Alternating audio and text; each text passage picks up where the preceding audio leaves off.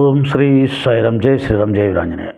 సాయి బంధువులరా, ఆత్మస్వరూపులరా, ప్రేమస్వరూపులరా, సనాతన ధర్మ ప్రేమికులరా, హైందవ సోదరులరా, అందరికీ నమస్కారం.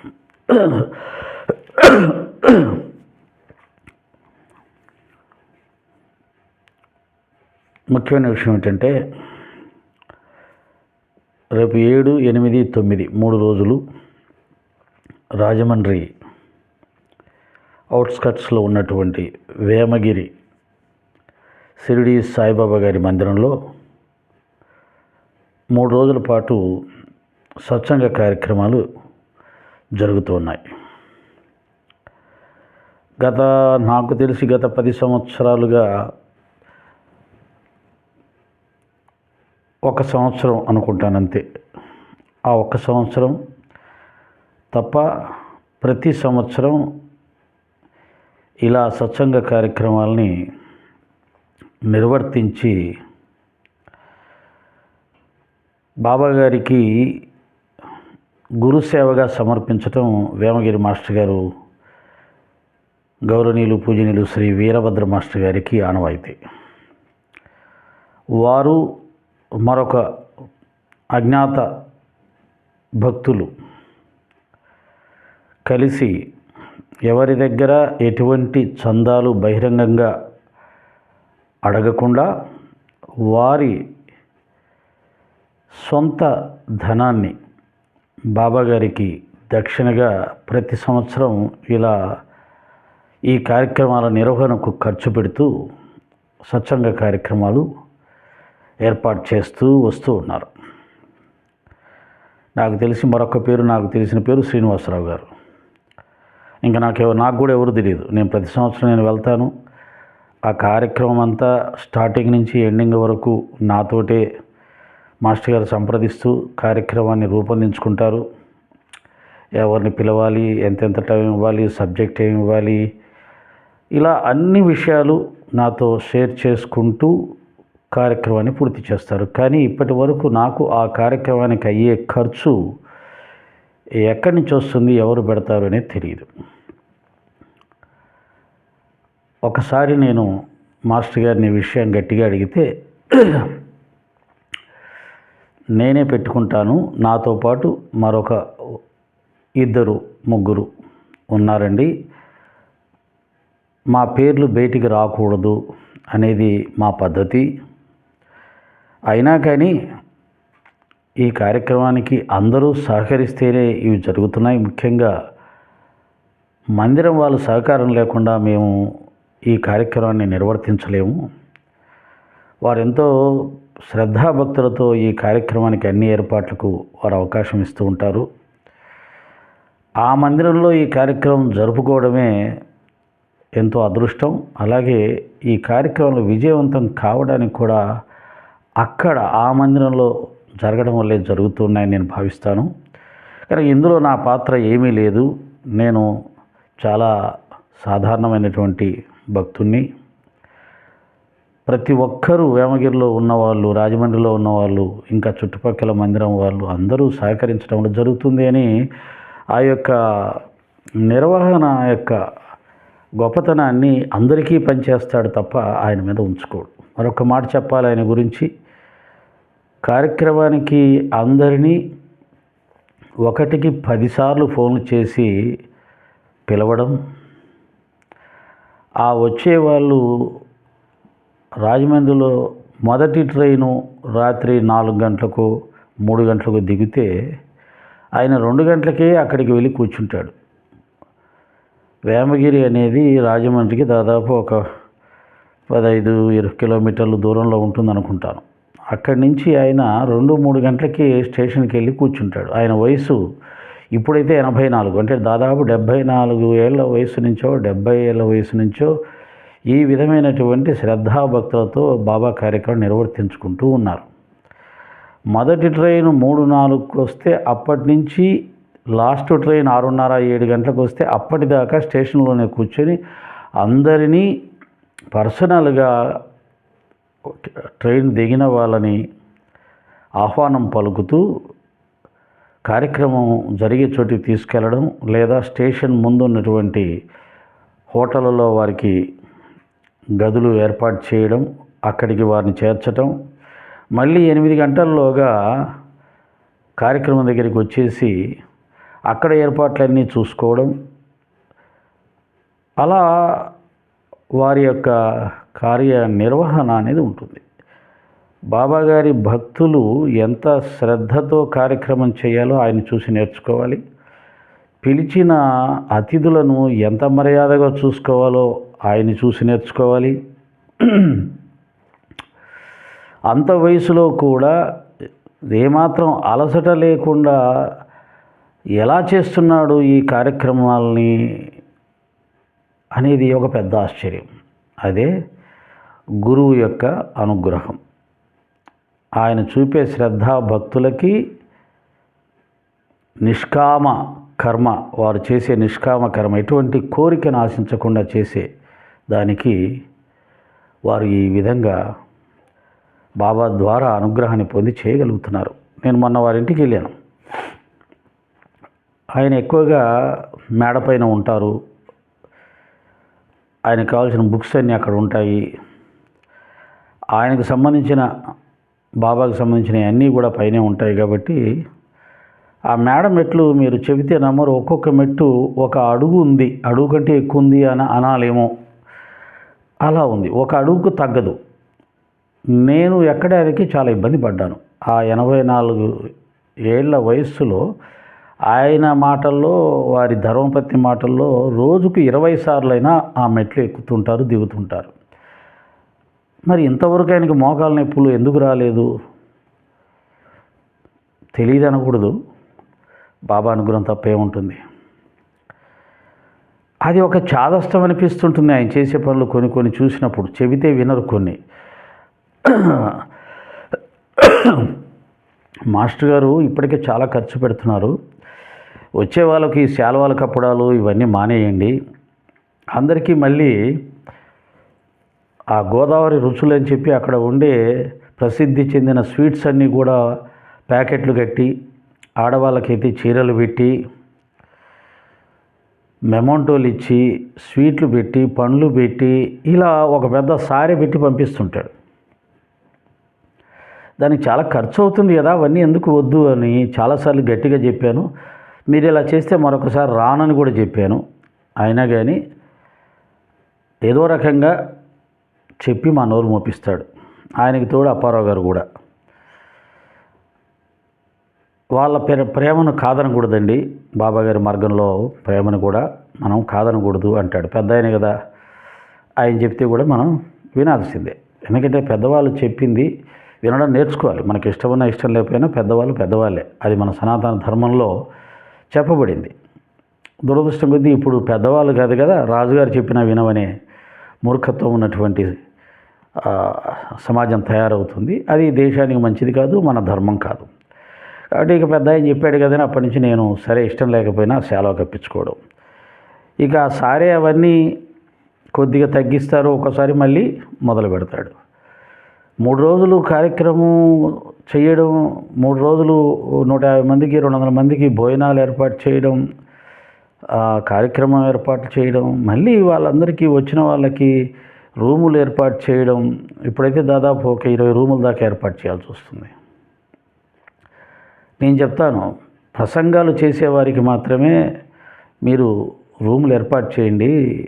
కార్యక్రమంలో చూడడానికి వచ్చే వాళ్ళు కూడా మీరు రూములు ఏర్పాటు చేస్తే చాలా ఖర్చు పెట్టాలి, చాలా ఇబ్బంది పడతారు కదా. ఎందుకంటే చూడ్డానికి వస్తారు. నువ్వు అన్నీ భోజనాలు పెట్టి రూములు ఇచ్చేస్తే ఎక్కడి నుంచైనా వస్తారు. మరి అంతమందికి రూములు తీస్తే ఎంత ఖర్చు అవుతుంది? 3 రోజులకి చాలా ఖర్చు వస్తుంది. పోనీ ఏమన్నా పబ్లిక్గా చందాలు వసూలు చేస్తాడో చెయ్యడు. తన జేబులోంచి పెట్టుకోవాలి, లేదా ఇంకో ఒకరిద్దరు భరించాలి. అంటే అయ్యో అదేంటండి, మనం పిలిచినప్పుడు అంత దూరం నుంచి వాళ్ళు వస్తుంటే వాళ్ళకు రూములు ఏర్పాటు చేయకపోతే ఎలాగండి అంటాడు. ఇది చాలా చాలా కష్టమైనటువంటి పని. అయినా కానీ బాబా మీద ఉన్న శ్రద్ధతో ఆయన చేస్తూ వెళ్తున్నారు. పెద్ద పెద్ద సంస్థలు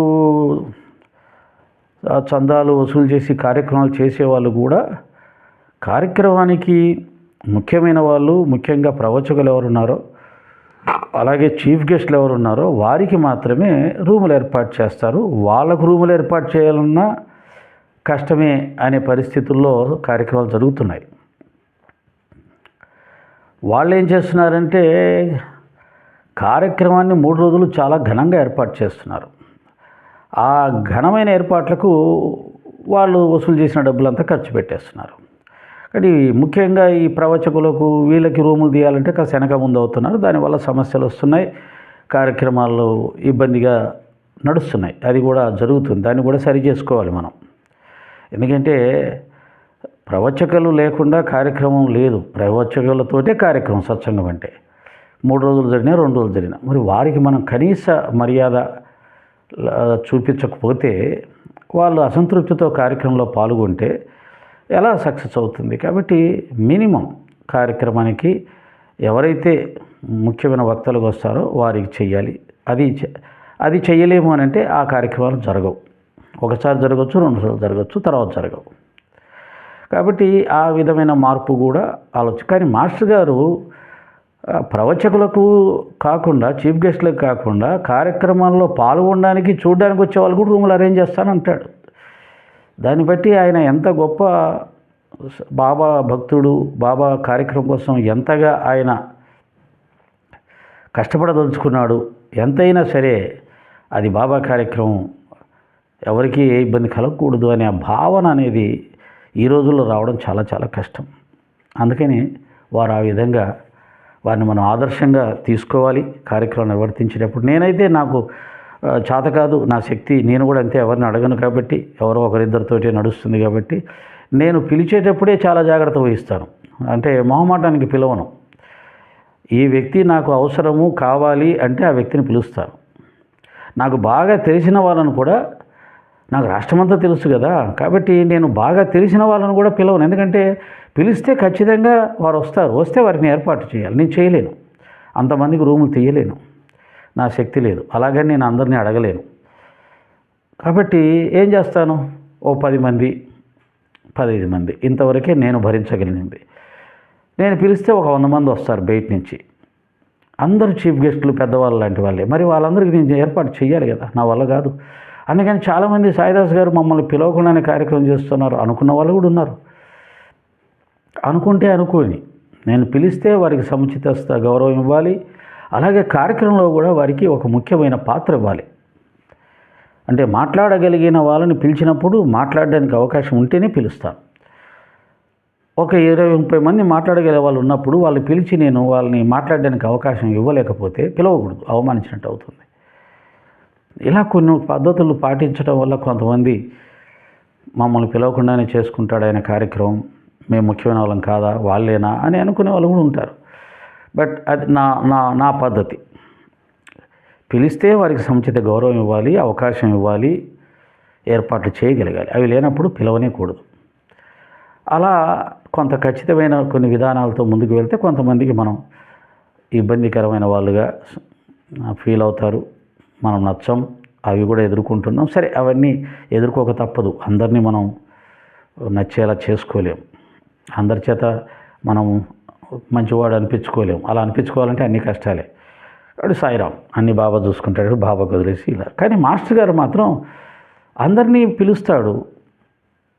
అందరూ వచ్చినప్పుడు వాళ్ళకి ఏర్పాటు చేయడానికి చాలా ఇబ్బందులు పడుతూ ఏర్పాటు చేస్తుంటాడు. అది నేనేమంటానంటే, చందాలు వసూలు చేసి కార్యక్రమాలు చేసేవారి విషయంలో మనం మా ఏర్పాట్లు చేయగలుగుతారా అని మనం అడగలేకపోతున్నాం. కానీ చందాలు వసూలు చేయకుండా తన సొంత డబ్బుతో బాగా కార్యక్రమం చేస్తున్న వారికి మాకేమైనా ఏర్పాట్లు చేస్తున్నారా అని అడుగుతున్నాం. అది ఎంతవరకు కరెక్టో ఆలోచించుకోవాలి. ఎందుకంటే ఒక వ్యక్తికి ఒక కార్యక్రమానికి వెళ్ళినప్పుడు అతనికి రూములకు 3 రోజులకు ఒకవేళ ఒక 1000 రూపాయలు, అంటే ఇద్దరు ఉంటే 1000-1500తో అయిపోతుంది. ఇద్దరు కలిపి 3000 అయితే ఒక్కొక్కరికి 1500 అవుతుంది. ఆలోచించండి, మనకు 1500 అయ్యే ఖర్చు మాస్టర్ గారికి ఒక 20 మందికి ఏర్పాట్లు చేస్తే 30,000 అవుతుంది. అంటే ఒక వ్యక్తికి 20 మందికి ఏర్పాట్లు చేస్తే 30,000 అవుతుంది. ఆ 20 మంది ఇండివిజువల్గా ఖర్చు భరించుకుంటే 1500తో వాళ్ళు బయటపడతారు. కాబట్టి ఈ విధంగా ఆలోచించుకొని కార్యక్రమానికి వచ్చేవాళ్ళు ఇలా నిస్వార్థంగా ఎవరిని అడగకుండా కార్యక్రమం చేసేవారికి మనము భారం కాకూడదు అనుకొని, ముఖ్యంగా నేను చెప్పేది ప్రవచకులకు కాదు, వారు కూడా బాబా మీద భక్తితో శ్రద్ధతో త్యాగంతో మా ఖర్చులు మేమే భరిస్తామంటే వెల్ అండ్ గుడ్, అది బాబా చూసుకుంటాడు వారిని. కానీ కార్యక్రమంలో పాల్గొనడానికి వస్తున్న వాళ్ళు, మాస్టర్ గారు మాకు రూమ్ తీయండి, దానికి కావలసినటువంటి ఏమంటారు రెంట్ ఛార్జెస్ మేము భరిస్తాం అని చెబితే మాస్టర్ గారికి చాలా సహాయం చేసిన వాళ్ళు అవుతారు. ఇది ఈ కార్యక్రమానికి సంబంధించిన ఒక యాంగిల్ అయితే, మరొకటి అసలు నేను చెప్పాలనుకున్నది ఏమిటయ్యా అంటే, వేమగిరిలో జరిగే 3 రోజుల కార్యక్రమంలో 8వ తారీఖున ఆదివారం రోజు రాత్రి 7 గంటల నుంచి ఒక అద్భుతమైన కార్యక్రమాన్ని సాయి టీవీ ఛానల్ చైర్మన్ గారు మరియు అనిల్ గారు, వాహిని గారు, అనిల్ గారు, వీళ్ళిద్దరూ ఎంతో శ్రమతో హైదరాబాద్ నుంచి వేమగిరి కార్యక్రమానికి పాల్గొనడానికి వస్తున్నారు. రావడమే కాకుండా అక్కడ సాయంత్రం 7 గంటల నుంచి ఒక అద్భుతమైన కార్యక్రమాన్ని అనిల్ గారు డిజైన్ చేశారు.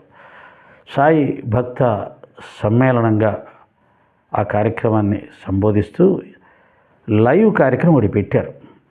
ఈ లైవ్ కార్యక్రమంలో ఇప్పటి వరకు గత 10 సంవత్సరాలుగా బాబాగారి మీద వస్తున్న అసత్య ప్రచారాలన్నిటికీ అక్కడ కొంతమంది నిష్ణాతులైనటువంటి సాయితత్వంలో బాబా అనుగ్రహంతో కొంత జ్ఞానం పొందినటువంటి వారి అందరినీ సమావేశపరిచి వారితో ఈ 10 సంవత్సరాల్లో బాబా మీద వచ్చిన అన్ని అసత్య ఆరోపణలకు శ్రీ సాయి సచేత్ర ఆధారితంగా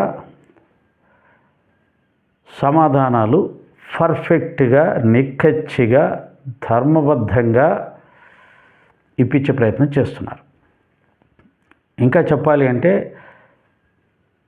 సాయిబాబా గారి మీద వ్యతిరేక ప్రచారం చేస్తున్న వారు చేసిన అసత్య ప్రచారాలు, అలాగే బాబా గారి పేరు చెప్పి బాబా గారి భక్తులుగా ఎదిగినటువంటి వాళ్ళు, ఎదుగుతున్నటువంటి వాళ్ళు సచరిత్ర మీద, బాబా గారి మీద కూడా వాళ్ళు కొన్ని ఏ కారణంతో అయినా సరే కొన్ని వాటి గురించి కూడా తక్కువ చేసి వాటి మీద తక్కువ భావం కలిగేలాగా, సచరిత్ర మీద తక్కువ భావం వచ్చేలాగా, దాంట్లో కూడా తప్పులు ఉన్నాయి అనే భావం వచ్చేలాగా మాట్లాడుతున్న వాళ్ళకి బాబా కంటే మేమే ఎక్కువ, సచరిత్ర గ్రంథం కంటే మా గ్రంథమే ఎక్కువ, లేదా సచరిత్ర గ్రంథం కంటే మేం చెప్పే జ్ఞానం ఎక్కువ అని చెబుతున్నటువంటి కొంతమంది బాబా భక్తుల ఆ విషయాల మీద కూడా చర్చ జరిగి,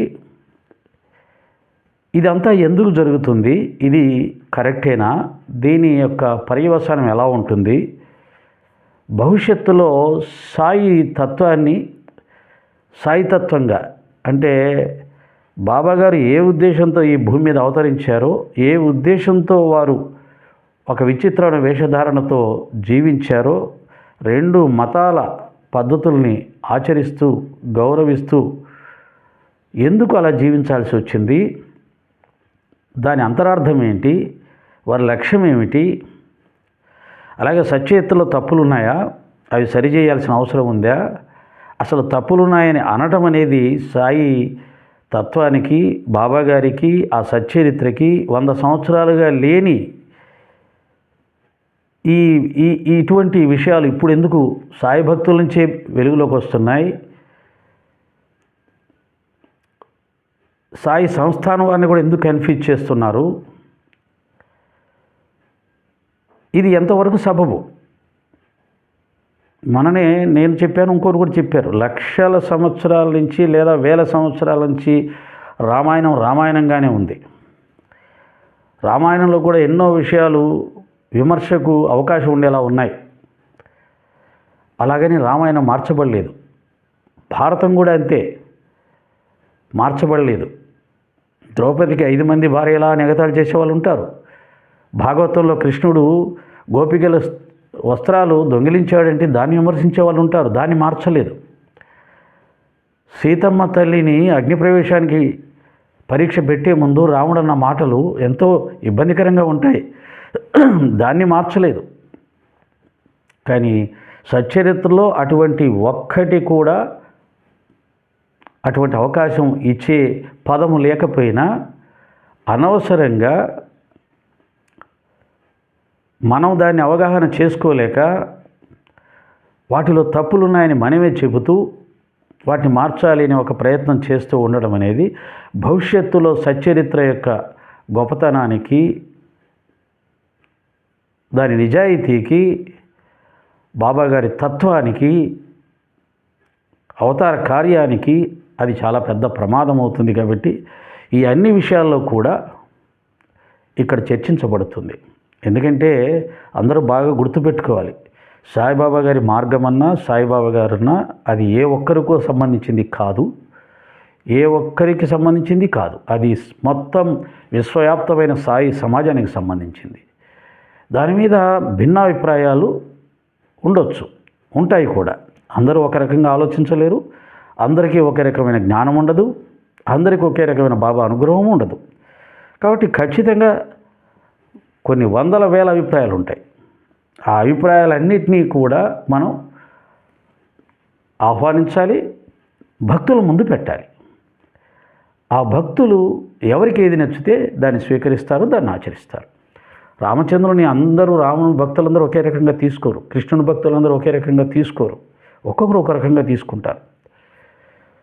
అదే ఒకే భారతీయ సమాజం రాముని దేవుడు అంటుంది, రాముని మానవుడు అంటుంది, రాముడిలో కూడా కొన్ని తప్పులు ఉన్నాయంటుంది, రాముడు పరబ్రహ్మ స్వరూపుడు, ఆయనకి తప్పులు ఉండడం ఏంటి అని అనేవాళ్ళు ఉంటారు, కృష్ణుడి గురించి అంటారు. ఇలా ఉంటాయి. ప్రతి ఒక్క వ్యక్తి గురించి ఉంటుంది, దైవం గురించి ఉంటుంది, భూమి మీద పుట్టిన ప్రతి ఒక్కరి గురించి అభిప్రాయాలు ఉంటాయి. కాబట్టి అన్ని అభిప్రాయాలని మనం ప్రజలకు ముందు పెట్టాలి. వారి వారి అభిప్రాయాలని భక్తులకు, ప్రజలకు వారి ఇష్టానికి వదిలేసేయాలి. అంతేగాని ఏ ఒక్క వ్యక్తో లేదా ఒక సమూహము కలిసి సాయితత్వం అంటే ఇదే, సచ్చరిత్ర అంటే ఇదే, అది ఇలాగే ఉండాలి అని శాసించే అధికారం నాకు కానీ మరొకరు కానీ ఎవరికీ ఉండదు. ఆ ప్రశ్నే లేదు. కాబట్టి నా ఉద్దేశంలో ఎంతోమంది బివి నరసింహస్వామి గారు, భరద్వాజ మాస్టర్ గారు, ప్రతి నారాయణరావు గారు, మణిమ్మ గారు, ఎందరో తపస్సంపన్నులు, మహానుభావులు సచ్చరిత్రను, బాబాను మనకు అందజేశారు.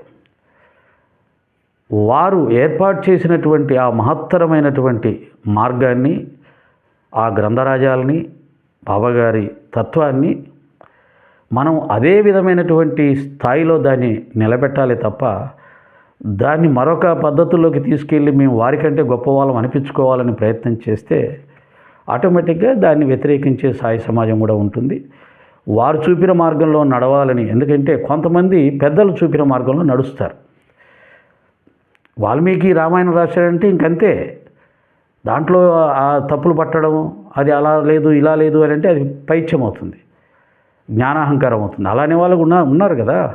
రామాయణాన్ని కూడా విచిత్ర వ్యాఖ్యానం చేసేవాళ్ళు ఉన్నారు, భాగవతాన్ని విచిత్ర వ్యాఖ్యానం చేసేవాళ్ళు ఉన్నారు.